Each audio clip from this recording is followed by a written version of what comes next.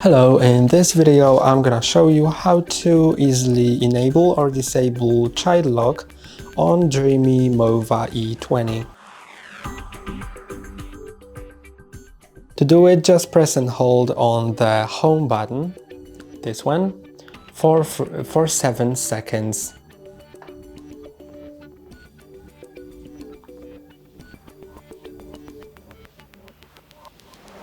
Child lock on. Button blocked.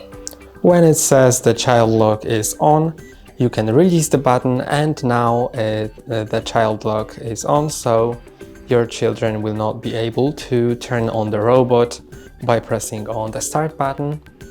And to disable the child lock, do the same, just press and hold on the home button for 7 seconds.